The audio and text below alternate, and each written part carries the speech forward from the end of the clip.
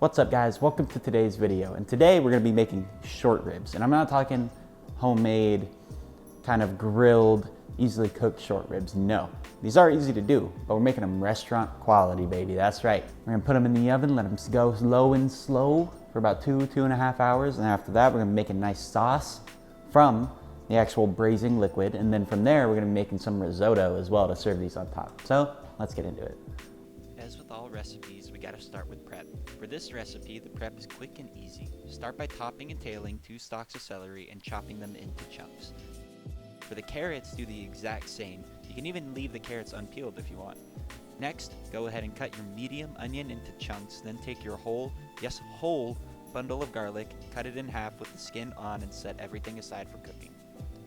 Now it's time to talk short ribs. Short ribs are taken from the brisket, chuck, plate, or rib areas of beef cattle.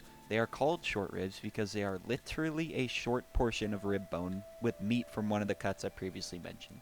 With our short rib explanation done, it's time to cook. Grab your favorite oven-safe pot and crank the heat to high. Let the pot heat up for 1 to 2 minutes, then start searing and browning our ribs. Now I want you to treat these ribs like you're searing a steak. All we're trying to do is get some color on them before we put them in our braising liquid. To do this, make sure you hit them on all sides, get them nice brown and crisp before you actually throw them in. With all of your short ribs seared on all sides, go ahead and remove them, and then what you're going to want to do is drain all of the excess liquid and fat and oil that's on the bottom of your pan. Quickly wipe it down to make sure it's all out. From here, go ahead and do the exact opposite of what you just did and add olive oil to your pot, and then add your onion as well. Sweat the onions over medium to medium-high heat. Once the onions are translucent and have picked up some color, drop 2 tablespoons of tomato sauce in. After dropping in your tomato sauce, give the onions and tomato sauce a quick stir to combine, let them chill out for about a minute, then add the rest of your veg. And then just mix everything around and let it get some color on it, about 2 to 3 minutes. Once your carrots and celery have browned a bit, we can start to develop a deeper flavor by adding a whole carton of beef stock to our pot. Don't forget to scrape up that fond on the bottom. I will be disappointed if you leave it there. After deglazing with our beef stock, add a whole bottle of dry red wine. I'd recommend a Cabernet. Cabs work amazing with short rib. Give everything one final mix, then reintroduce the star of our show. Make sure to sit your short ribs on top of your veg so that the ribs don't burn.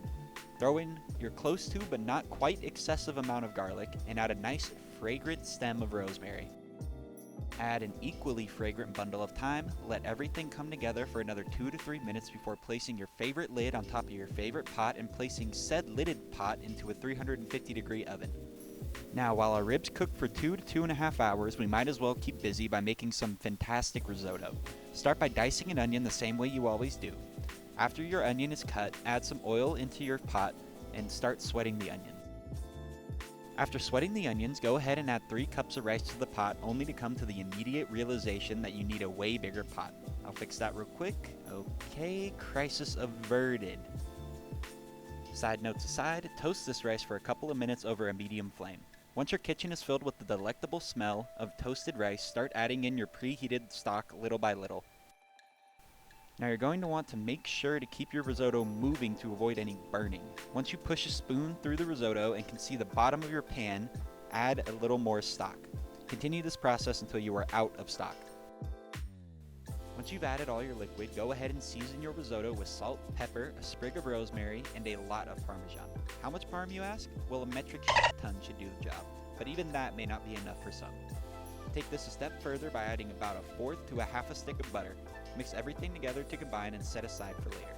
Done correctly, you should end up with some amazing, devilishly delectable risotto. Creamy, thick, and delicious. With the risotto done and 2 hours of nothing but sheer anticipation over, it's time to finish the ribs. Once you take the lid off, an intoxicating aroma should fill your kitchen, and if you're weird like me, you'll damn near dunk your head into this bubbling 350-degree concoction, but there's more work that needs to be done. Start by skimming the layer of fat that's formed at the top of your pot, then proceed to remove your incomprehensibly tender ribs. From here, strain your pot to get any chunks or veg out of your braising liquid. Place your braising liquid into a pot over medium-high heat. Slap in 2 hearty but certainly not healthy knobs of butter, as well as a sprig of, you guessed it, rosemary. Let this reduce to your desired thickness. If some fat floats to the top, make sure to skim it off. Once the sauce is finished, take an overly hearty scoop of risotto and place our extremely tender ribs on top. Drizzle a ladle or 4 of our sauce on top and enjoy. Now, some of you may recognize this video, and that's because it was on my Instagram, at ChefColt99. Drop a follow if you want to see some extra bonus content that's not on my channel.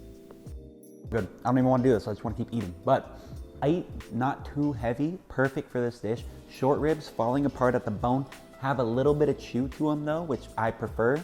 The risotto, thick, cheesy, creamy, beefy from all that beef stock. Oh my gosh, this dish has it all. This is a restaurant quality dish you can make at home in 3 hours. It's a bit of a time commitment, a little bit more on the expensive side ingredients wise, but it's super simple to do. It's an extremely easy restaurant dish. Anyway guys, that's all I got for today. Thanks for watching and I hope you come back next week.